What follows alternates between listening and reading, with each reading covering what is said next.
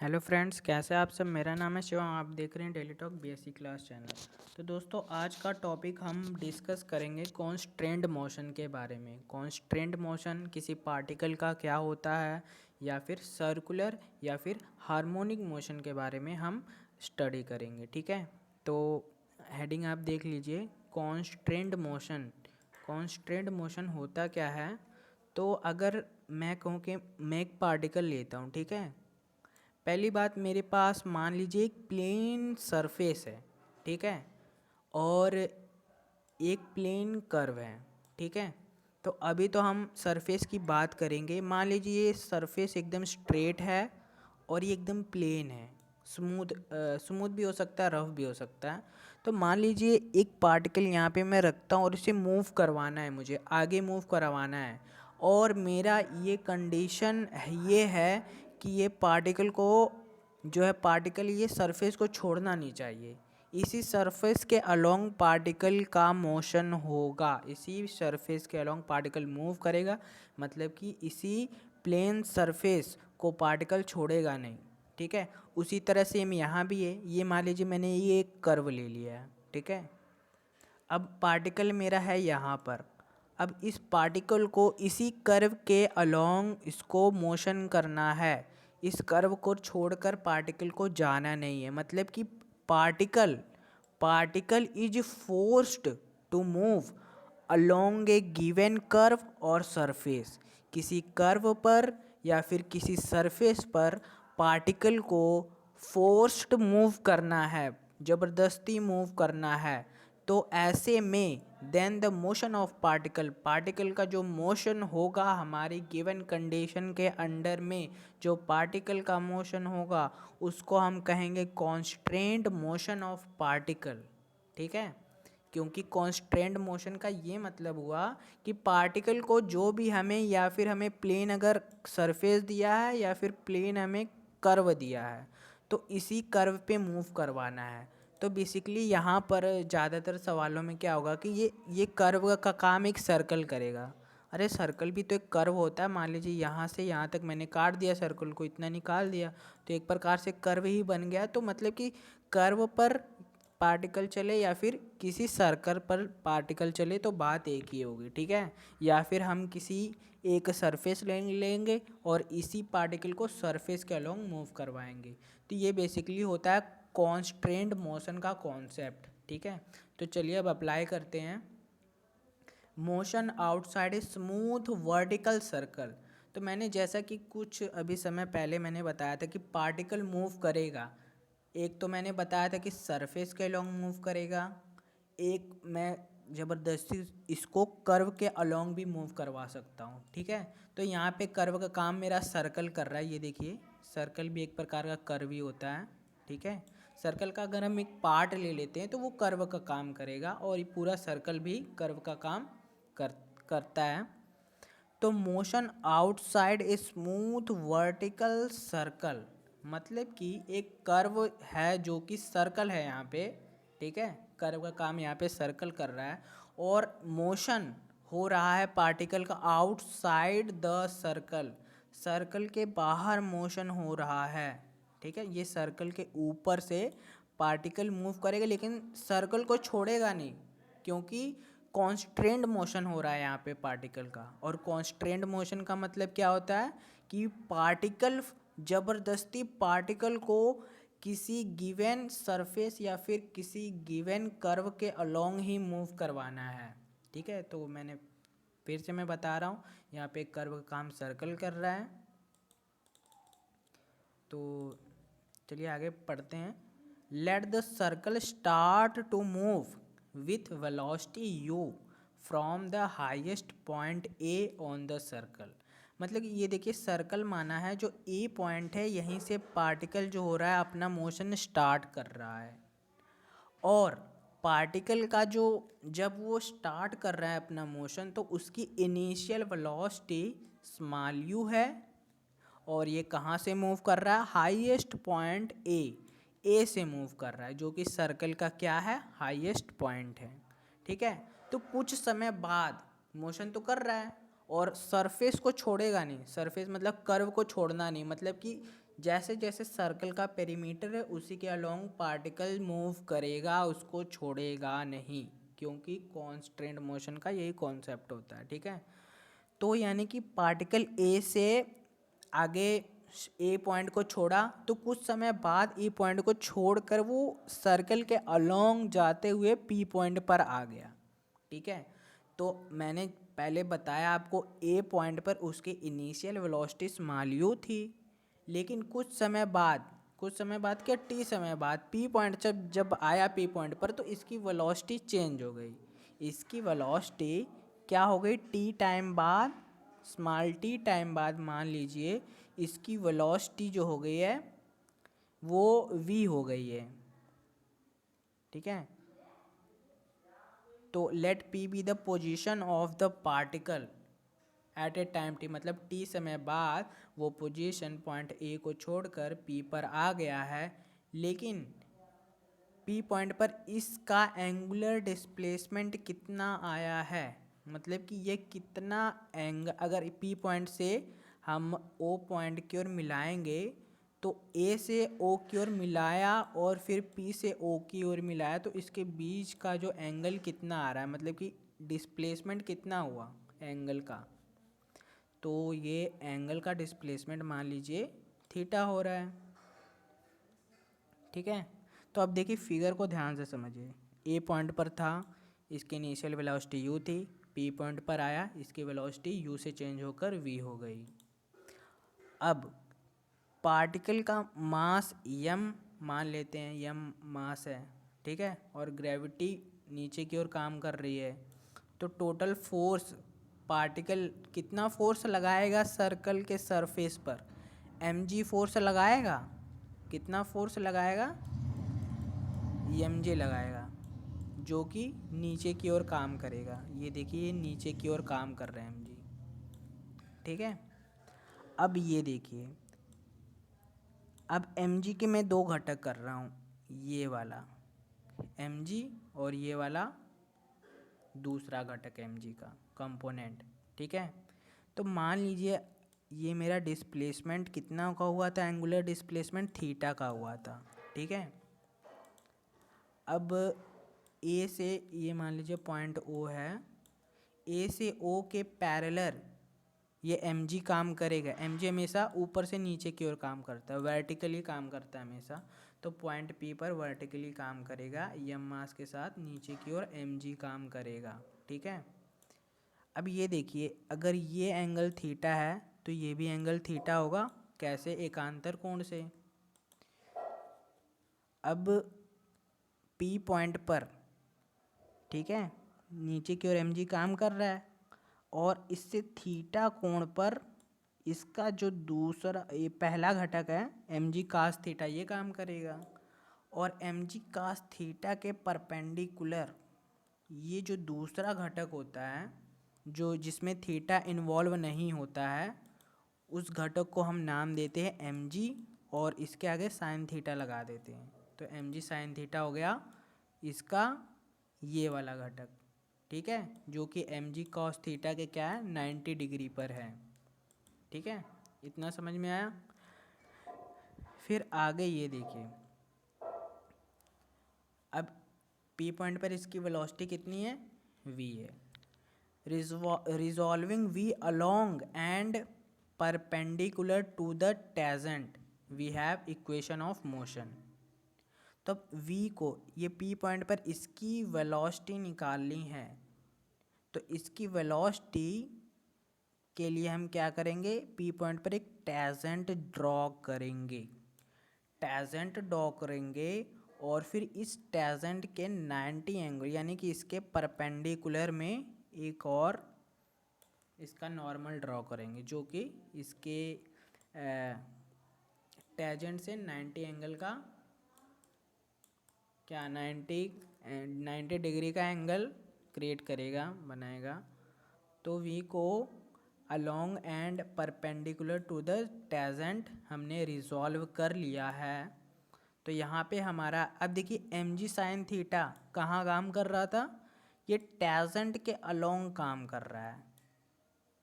M G sine theta यानी कि M G का दूसरा कंपोनेंट जो कि एम जी साइन थीटा है वो पी पॉइंट पर टेंजेंट के अलोंग काम कर रहा है। ठीक है, अब पी पॉइंट पर चूंकि पार्टिकल का मोशन सरफेस पर हो रहा है, किसके सरफेस पर? सर्कल के सरफेस पर। अब जब किसी पार्टिकल का मोशन किसी सर्कल के अलोंग होता है तो पार्टिकल पर एक सेंटर की ओर एक अभिकेंद्र बल काम करता है। ठीक है, और ये अभिकेंद्र बल कितना होता है? उस पार्टिकल का मास और उस पॉइंट पर कितनी वेलोसिटी है और उस पॉइंट का सर्कल के पॉइंट से कितना डिस्टेंस है। मान लीजिए यहाँ पे distance rho M V square by R होता है। मान लीजिए ये सर्कल है, ये इसका सेंटर है। ठीक है, और इसका रेडियस मान लीजिए यहाँ पे आर है। तो एम मास का जो पॉइंट है वो अगर इस सर्कल के अलोंग अपना मोशन करेगा तो पार्टिकल कितना फोर्स लगाएगा, मतलब पार्टिकल पर कितना फोर्स लगेगा, मतलब कि सेंट्रीपेडल होता है, अभिकेंद्र बल कितना काम करेगा। तो सीधा सीधा उस पॉइंट से सर्कल के सेंटर तक की दूरी, ठीक है, से डिवाइड करेंगे। क्या डिवाइड करेंगे? उस पॉइंट पर एम मास लेंगे। मान लीजिए यहाँ पर इसकी वेलोसिटी कितना है? जेड है। ठीक है, तो वेलोसिटी का स्क्वायर करेंगे और इसी पूरे चीज़ को जितना इसका रेडियस है, मतलब कि उस पॉइंट से सर्कल के सेंटर की दूरी, उससे डिवाइड कर देंगे तो ये हमारा फॉर्मूला आ जाता है। तो उसी प्रकार यहाँ पर एम जी कास थीटा किसके बराबर होगा? M U square by rho के बराबर होगा। और एम जी साइन थीटा किसके बराबर होगा? F equal to M A के बराबर होगा। M into A, M A के बराबर हो गया। ठीक है, अब एम ए के बराबर कैसे? तो देखिए यहाँ पे आपने बीएससी सेकेंड ईयर में पढ़ा हुआ, ए को हम क्या लिख सकते हैं? एक्सेलरेशन को। एक्सेलरेशन वेलोसिटी का रेट ऑफ चेंज होता है विथ रिस्पेक्ट टू टाइम। ठीक है, यहाँ पे ए इक्वल टू मैं आराम से D V upon D T लिख सकता हूँ। ठीक है, अब मैं क्या करता हूँ कि यहाँ पर इसको मल्टीप्लाई कर देता हूँ। मैं डी एस अपान डी एस से मल्टीप्लाई कर देता हूँ। ठीक है, तो इसको थोड़ा मैं रीअरेंज करता हूँ तो इसको मैं लिख सकता हूँ डी एस अपान डी टी। इस टी को इधर भेज दिया और इस डी एस को डी वी के नीचे ला दिया, तो D V upon D S हो गया। अब ज़रा इस चीज़ पे ध्यान दीजिए, ये डिस्प्लेसमेंट का रेट ऑफ चेंज है विथ रिस्पेक्ट टू टाइम, तो इसको हम वी कह सकते हैं और ये तो वैसे का वैसे रहेगा। तो V into D V upon D S आ गया। ये देखिए सेम चीज़ है यहाँ पे, v into D V upon D S. ये किसकी वैल्यू है? ये एक्सेलरेशन की वैल्यू है।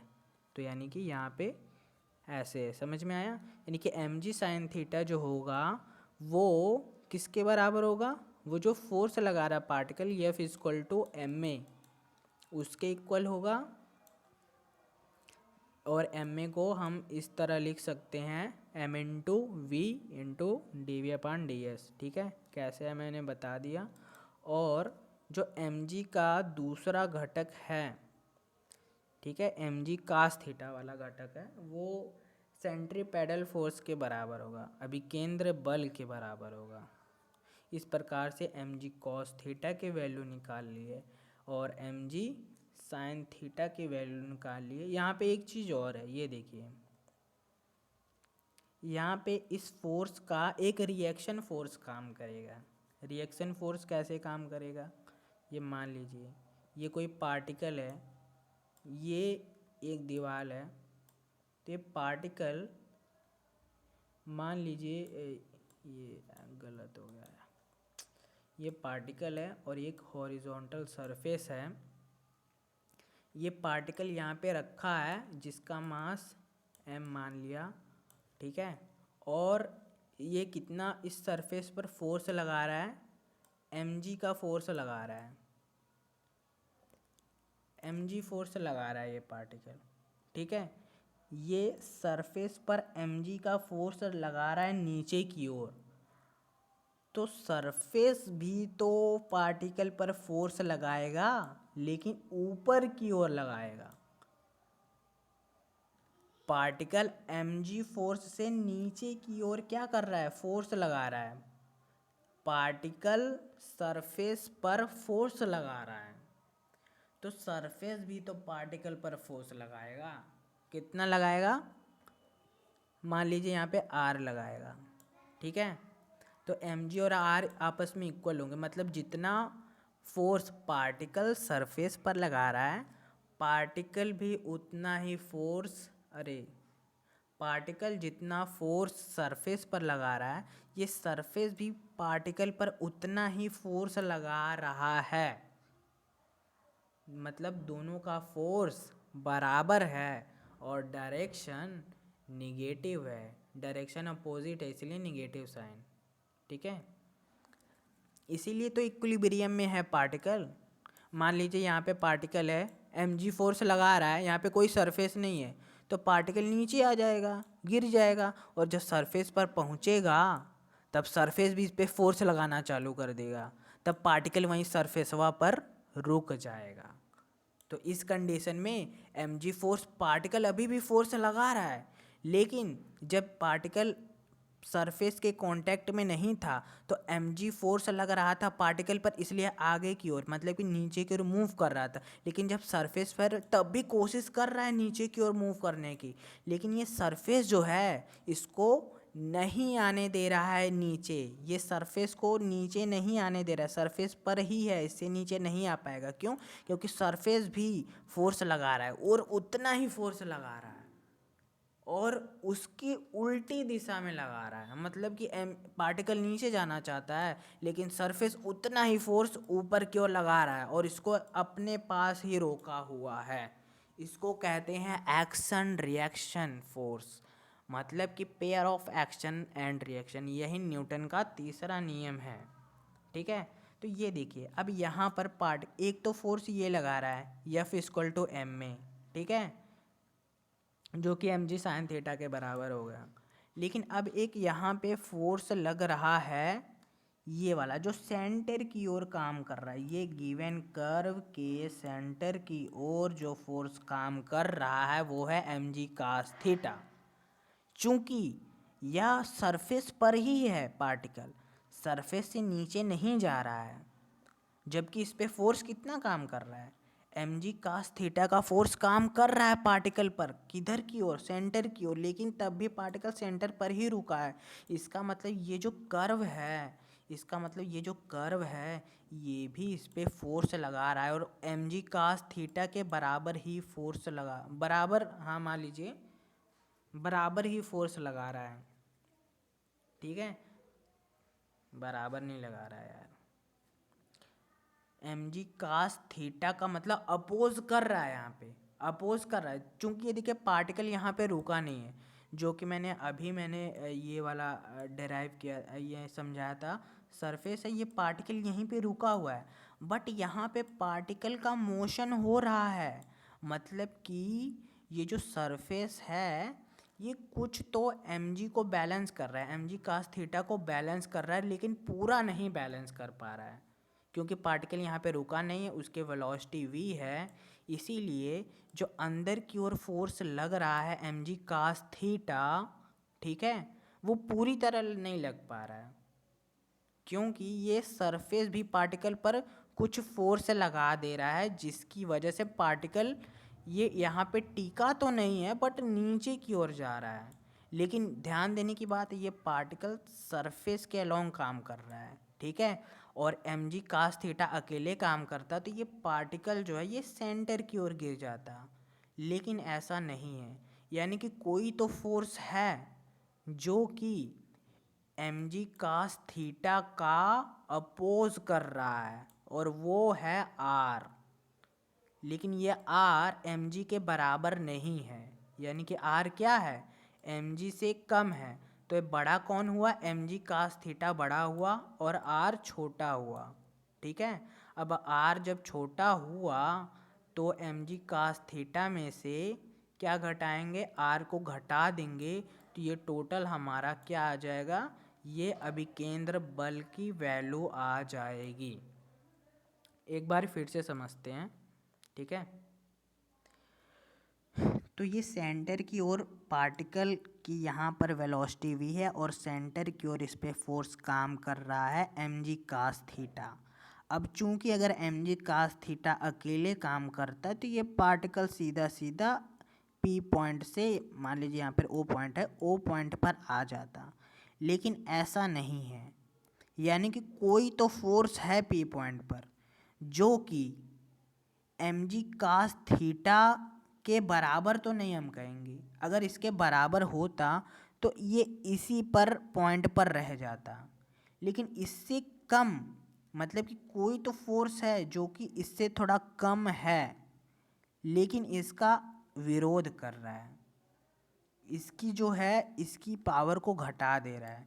क्योंकि अगर आर नहीं रहेगा, ठीक है, तो ये particle M G cos theta की वजह से सेंटर ओ की ओर आ जाएगा।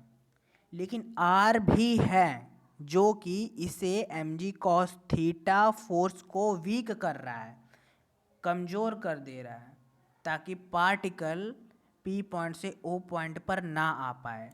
लेकिन तब भी पार्टिकल रुका तो नहीं, लेकिन तभी पार्टिकल सर्कल के अलोंग आगे जाएगा। इसका मतलब कोई तो फोर्स है जो एम जी कॉस थीटा से क्या कर रहा है, अपोजिट है और इसका विरोध कर रहा है। तो वही फोर्स क्या होगा, M G cos theta resultant force में से घटा देंगे आर को, यानी कि यही फोर्स है जो सेंटर की ओर काम कर रहा है, रिजल्टेंट फोर्स है।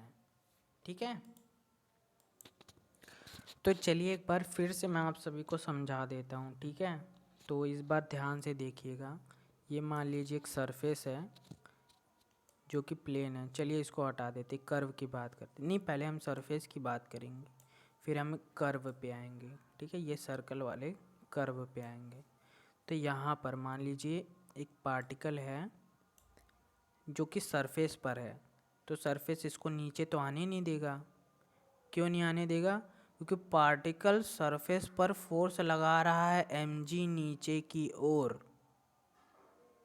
और सरफेस पार्टिकल पर फोर्स लगा रहा है ऊपर की ओर, न्यूटन के तीसरे नियम से।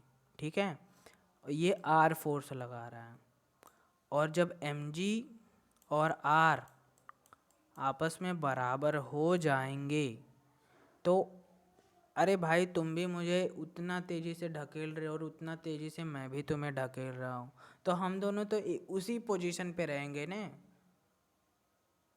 उसी पोजीशन पर रहेंगे ने। तो पार्टिकल भी यहाँ पे पूरा फोर्स लगा रहा है नीचे जाने की और सरफेस भी इसे पूरा रोक रहा है। तो पार्टिकल को हम कह सकते हैं पार्टिकल यहाँ पर सरफेस पर रेस्ट पर है। ठीक है, रेस्ट पर है, लेकिन ऐसा हो नहीं रहा है। अभी भी पार्टिकल का मन कर रहा है नीचे जाने का और सरफेस का मन कर रहा है इसको नीचे ना आने दूँ, इसको मैं रोके रहूँ। तो every action has reaction according to Newton's third law.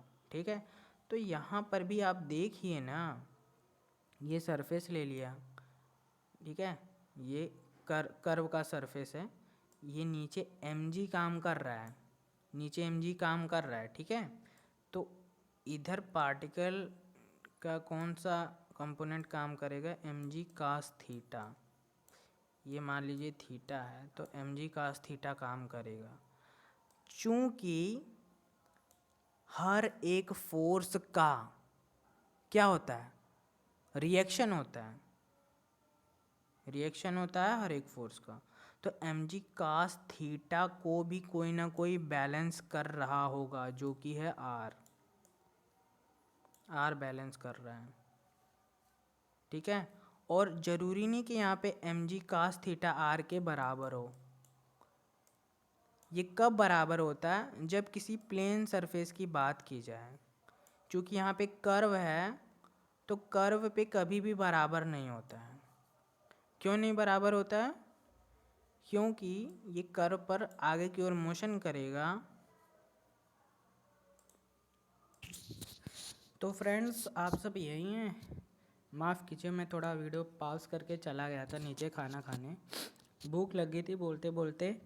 तो ठीक है, तो मेरा यहाँ पे क्वेश्चन है, एम जी कॉस थीटा में से आर की वैल्यू को क्यों घटाई जा रही है? एम जी कास थीटा में से क्यों आर की वैल्यू घटाई जा रही है? R minus E M G cos theta, ऐसा भी तो हो सकता है। लेकिन यहाँ पर एम जी कॉस थीटा में से आर की वैल्यू क्यों घटाई जा रही है? तो इसके लिए आपको थोड़ा अज्यूम करना पड़ेगा। मान लीजिए कि ये वाला force M G cos theta और आर दोनों फोर्स गायब हैं, दोनों फोर्स गायब हैं, गायब कर दीजिए।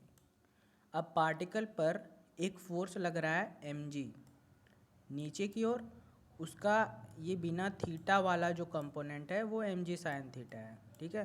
तो एम जी को भी हटा दीजिए, सिर्फ ये वाले फोर्स को कंसीडर कीजिए, एम जी साइन थीटा। अब एम जी साइन थीटा लग रहा है इधर की ओर, तो पार्टिकल ये वाली लाइन के अलोंग मूव करेगा, ठीक है। बट लेकिन ऐसा अगर हो रहा है, अगर पार्टिकल ये वाली लाइन के अलोंग मूव कर रहा है, मान लीजिए पी पर है, तो ये मान लीजिए पी डैश पर पहुंच गया, ये यार फिगर नहीं, ये पी डैश पे पहुंच गया, ठीक है। पी डैश है, ये मान लीजिए पी डैश पॉइंट है।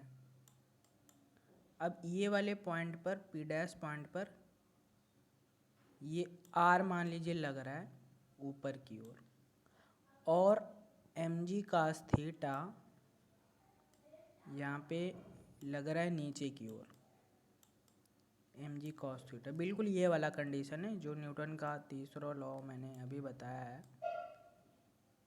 पार्टिकल गिरा गिरा यहाँ पर आया, गिरते हुए पार्टिकल अभी भी फोर्स लगा रहा है, ठीक है। पार्टिकल जो है वो फोर्स लगा रहा है नीचे की ओर, कितना? एम जी फोर्स लगा रहा है, लेकिन उतना ही फोर्स सरफेस पार्टिकल पर लगा रहा है ऊपर की ओर, उतना ही फोर्स, मतलब कि एम जी के बराबर आर की वैल्यू है, एम जी बराबर आर है, ठीक है। अब मान लेते हैं एक पल के लिए, दो कंडीशन लेता हूँ मैं यहाँ पे। पहली कंडीशन ये कि मेरा पार्टिकल जो है नीचे की ओर ही जा रहा है, आर फोर्स लग रहा है ऊपर की ओर, एम जी लग रहा है नीचे की ओर, लेकिन मान अगर ये दोनों बराबर होते एम जी बराबर आर, तो पार्टिकल रुका रहता। लेकिन यहाँ पर एम जी मान लीजिए ज़्यादा है, मतलब पार्टिकल नीचे जा रहा है, मतलब एम जी ज़्यादा है आर कम है। जब एम जी ज़्यादा है और आर कम है, तो ऐसे में पार्टिकल नीचे की ओर मूव करेगा, क्योंकि एम जी ज़्यादा है आर कम है। एम जी मतलब नीचे वाला फोर्स ज़्यादा है, ऊपर वाला कम है। जब नीचे वाला ज़्यादा है तो पार्टिकल नीचे की ओर ही जाएगा। ये आर अपोज करेगा उसका, लेकिन चूंकि आर कम है, एम जी का कुछ नहीं बिगाड़ सकता, आर खुद कम है, इसलिए उसको रोकते हुए भी, चाहते हुए भी और रोकते हुए भी रोकने में नाकाम रहेगा। कौन? ये आर। अब दूसरी कंडीशन ये मान लीजिए, दूसरी कंडीशन ये, आर बड़ा है एम जी छोटा है, आर लग रहा है ऊपर की ओर, एम जी लग रहा है नीचे की ओर। तो आर जो कि ऊपर की ओर लग रहा है और आर बड़ा है, ठीक है, तो ये पार्टिकल मूव करेगा ऊपर की ओर, ठीक है। तो यहाँ पर क्या होगा कि पार्टिकल देखो आर बड़ा है, किससे बड़ा है? एम जी से। तो आर ऊपर वाला फोर्स है और एम जी नीचे वाला, तो आर बड़ा है इसलिए पार्टिकल ऊपर ही जाएगा। तो रिजल्टेंट फोर्स कितना लगेगा? अरे भैया अभी भी इस पे दोनों फोर्स लग रहे हैं। जब पार्टिकल ऊपर जा रहा है तो भी इस पर दोनों फोर्स लग रहे हैं। नीचे की ओर काम कर रहा है एम जी जो कि छोटा है, और ऊपर की ओर काम कर रहा है आर जो कि बड़ा है। यानी हम कह सकते हैं कि इस पर एक परिणामी फोर्स लग रहा है, एक रिजल्टेंट फोर्स लग रहा है। अब रिजल्टेंट का मतलब क्या है? दो फोर्स लग रहे थे, एक बड़ा था उसमें से, दूसरा छोटा था, लेकिन जो बड़ा था उसी की ओर पार्टिकल जा रहा है, इसका मतलब रिजल्टेंट लग रहा है। ठीक है, लेकिन अगर मान लो mg नहीं होता, mg नहीं होता तो पार्टिकल आर फोर्स से, ठीक है, आर फोर्स से ऊपर की ओर ही जाता। चूँकि mg भी थोड़ा इसे रुकावट पैदा कर रहा है, जिससे आर के जो मैग्नीट्यूड है उसमें थोड़ी कमी होगी।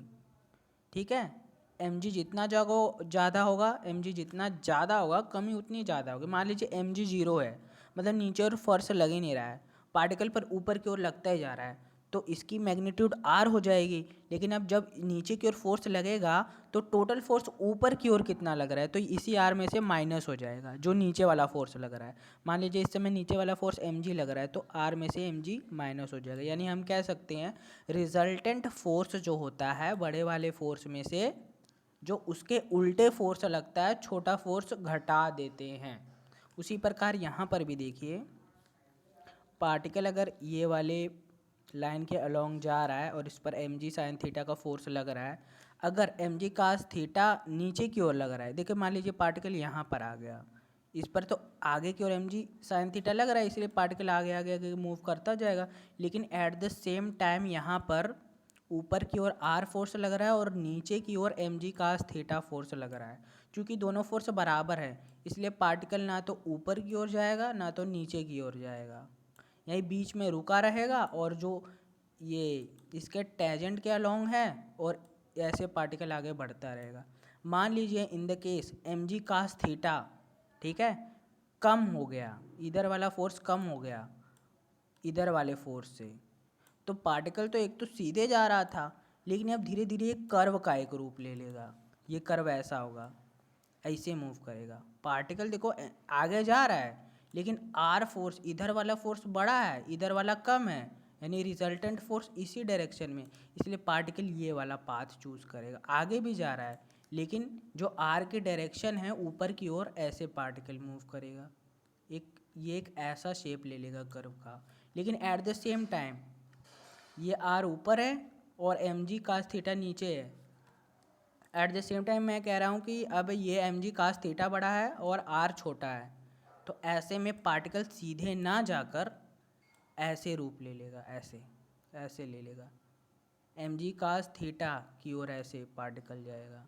और in the case mg cos theta r के बराबर है, तो पार्टिकल ना तो इधर जा पाएगा ना तो इधर जा पाएगा, ये सीधा जाएगा, ना r की डायरेक्शन में जाएगा ना mg कास